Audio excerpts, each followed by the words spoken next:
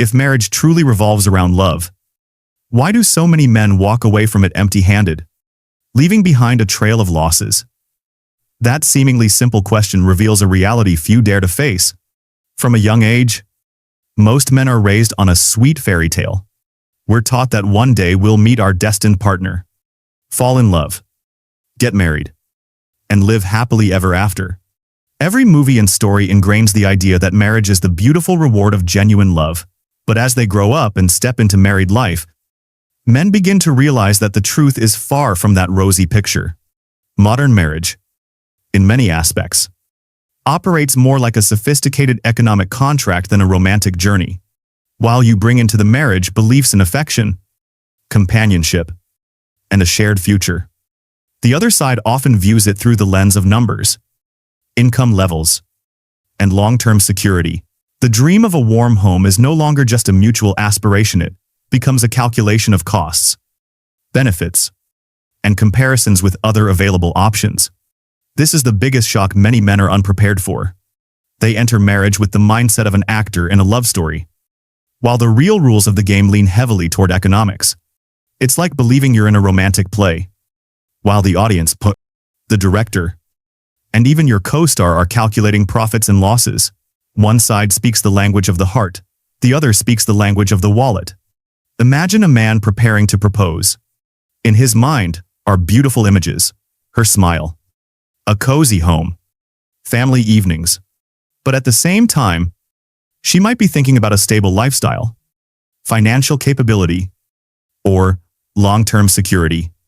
At that moment, two people stand on the same stage but follow entirely different scripts. This is where conflicts begin, and why many men feel disillusioned as they go deeper into marriage. From dreams to disappointment is a very short step, and from disappointment to frustration is even shorter.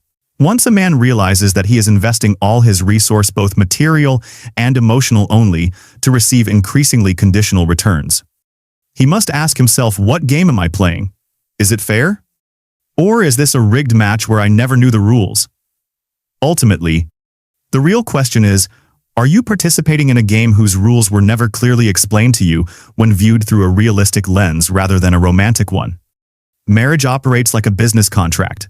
In that contract, men usually bring tangible, measurable assets, while women contribute intangible, conditional values. From the start, both sides implicitly accept an unequal exchange that few even notice. Men often shoulder the primary financial responsibility. They provide housing, pay for living expenses, utilities, health insurance, emergency funds, children's education, and even long-term investments for the family's future. Every dollar earned isn't just for themselves, it's tied to maintaining a stable family life. Behind these numbers lies an invisible burden they carry daily, from work stress to the pressure of not being allowed to fail, because failure means losing their standing within their own household. In contrast, what women bring is often described as love, companionship, warmth, sex, or care. But look closer. Most of these are conditional. Love can fade. Companionship can turn into pressure. Sex often declines with time. And caregiving is now often outsourced to external services. Compared to the concrete, measurable value that men provide, what women contribute tends to be more abstract and elusive. When you place the two sides, what he brings versus what she brings, side by side, the imbalance becomes clear. One side offers tangible assets, housing, living costs, insurance, long-term planning, and financial security. The other offers intangible values, emotions that may shift. To support that depends on mood, diminishing intimacy, and encouragement that often comes with conditions. It's like the man brings a suitcase full of cash, while the woman brings a promise to love and support, but that promise carries no legal obligation. Here is where the injustice starts to show. In a standard business contract, both sides are legally bound. If one party fails to uphold their end, there are consequences. But in marriage, legal obligations often weigh more heavily on the man. If he fails to provide financially, he is considered irresponsible. But if she fails to maintain the emotional values she promised, there is almost no system to hold her accountable. This sense of injustice becomes even clearer from the perspective of a man living within such a marriage. He works day and night to pay for the home, children's tuition, hospital bills, vacation set. What he receives in return gradually diminishes: less attention, less intimacy, fading respect, and constant complaints. He must constantly prove his worth, while the other side retains the right to withdraw affection based on subjective feelings. So the question must be asked, is it fair that one side invests permanent, tangible assets, while the other contributes values that can be withdrawn at any moment? Through the lens of economics, marriage looks like a deal where the scales are tilted from the start. The man carries visible financial responsibilities, while the woman controls emotional involvement, intangible, yet defining the family's quality of life. Once you understand this mechanism, you'll see that unfairness isn't triggered by a single event after marriage. It's built into the very structure of the contract.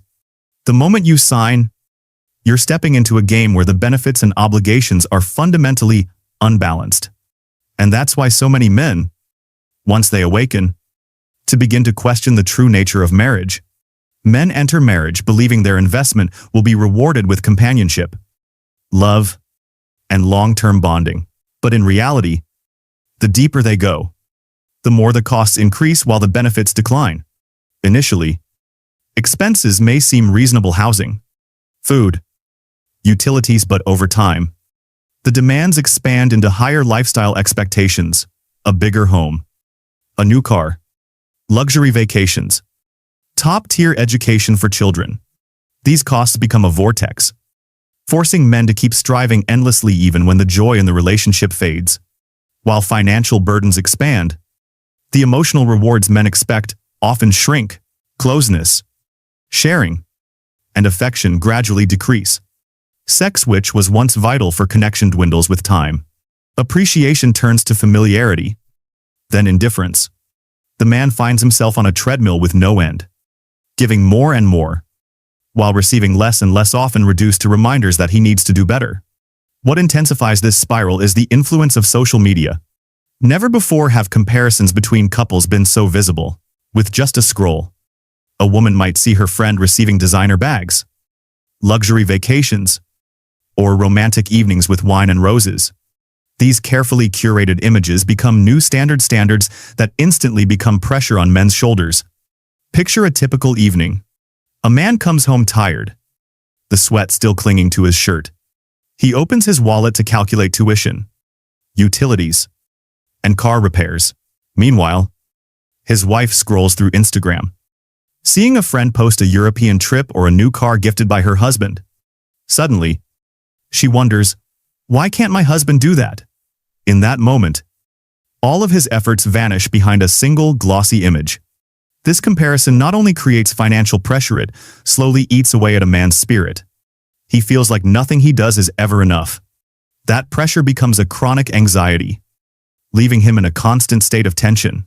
Even when he lies down to rest, his mind spins with worries. How to provide, how to keep up, how not to be judged. Even sleep is heavy, burdened not just by numbers, but by the feeling that his financial output defines his worth. That prolonged psychological pressure leads to an even bigger consequence: loss of freedom. The man gradually realizes he's no longer living for himself, but to chase ever-shifting expectations. He loses the right to fail, to pause. To say I'm tired, because one misstep means disappointed looks, unfair comparisons, and sometimes cold indifference.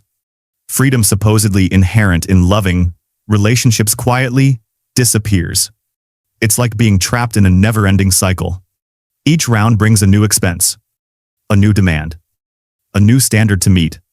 And once achieved, the joy is short-lived, quickly replaced by yet another benchmark. This race has no finish line, only growing exhaustion. Eventually, the man faces a harsh truth. He's no longer loved for who he is. The love he receives now comes with conditions tied to numbers, provision, and financial reports. He's no longer seen as a life partner, but as a resource expected to maintain a flow of material comfort. Men are no longer loved for themselves, but for their financial balance sheets.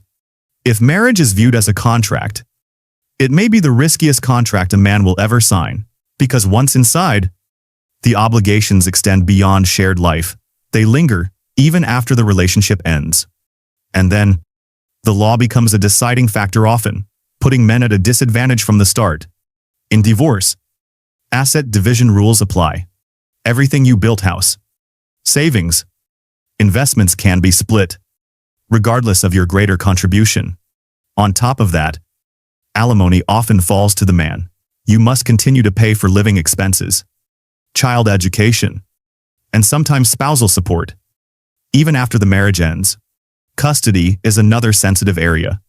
In many cases, the legal system favors the mother.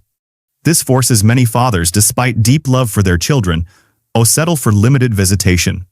Losing daily presence in their children's lives creates emotional wounds deeper than financial loss. Statistics make the picture clearer. Up to 50% of marriages end in divorce. That means 1 in 2 people who walk down the aisle may end up in court, facing new debts. Legal fees can run into tens of thousands. For prolonged cases, those costs skyrocket, draining already damaged finances. Some men even lose their careers, as time, money, and energy are consumed by legal battles. What makes this worse is bias in the system. Men enter court with the burden of proving value and financial ability, while the other side is often presumed to benefit. Assets lean toward the wife, custody favors the mother, and support obligations fall on the man. This is not fairness in a mutual contract, it's the imposition of a default system. Picture a man after 15 years of family devotion. He spent his youth working, saving, building, but after a few court sessions, half of it disappears. He still pays for the house, the kids' school, monthly support while he lives in a cramped apartment. Struggling to restart, not only does he lose money, but also faith in justice. That feeling begins as fear of loss, fear of collapse, fear of inadequacy. Then comes awakening. He realizes that the marriage contract isn't what he imagined. It's not just about love and commitment. It's a series of binding clauses where the party bearing more often receives less. This awakening becomes a warning to anyone still dreaming. Because when you sign a marriage certificate, when you're not just promising love, you're signing a contract that can destroy your finances, career, and emotional well-being. With a 50% failure rate, legal fees in the tens of thousands, and high risk of losing custody, marriage is arguably the riskiest contract a man can enter. Marriage has never been the only way to prove love or validate a man's worth. The truth is, you have a choice, and that choice doesn't need to be tied to a certificate. In today's world, building a meaningful, fulfilling, and free life can be done in many ways, often with more balance and happiness than a risky marriage contract. One alternative is cohabitation without registration. This lets 2 people share life and responsibility without legal entanglement. If the relationship no longer works, they can part without sacrificing assets, careers, or freedom. This isn't avoidance, it's a wise choice where commitment is based on genuine mutual agreement, not rigid clauses. Beyond that, personal development is the most sustainable investment. When you focus on skills, career, health, and finance, you not only grow stronger, you also build a solid foundation for any future relationship. A self-reliant man who knows what he wants and can care for himself is always in a position to choose, not be chosen. Investing in your career is also key. Instead of pouring your energy into the endless demands of an unfair marriage, use it to create value for yourself. Your career won't betray you. The talent and knowledge you gain will never be halved in divorce. Those are the true assets tied to your effort, and persistence, one can take them away. Another important solution is to build a strong male community. When you have a circle of brothers sharing values and offering support, you no longer feel isolated. That community, friends, colleagues, or like-minded groups is a solid wall that helps you stay balanced, reminds you of core values, and protects you from decisions that could ruin your future. In the end, remember, love, companionship, and happiness don't have to be confined to marriage. You can love, share, and build a family in your own way as long as it doesn't place you in an unfair contract. The choice is yours. And only when you understand the reality can you truly be free to decide? And now, this is where I leave a final message. Every time you share this content, you might save a man from losing his life to an unfair contract. Please hit like, comment, and subscribe. Help build a stronger community where truth is spoken and men are equipped to protect themselves. Remember, in any deal, a wise person only signs when the terms are in their favor. So why, with marriage, would you sign a financial sentence against yourself?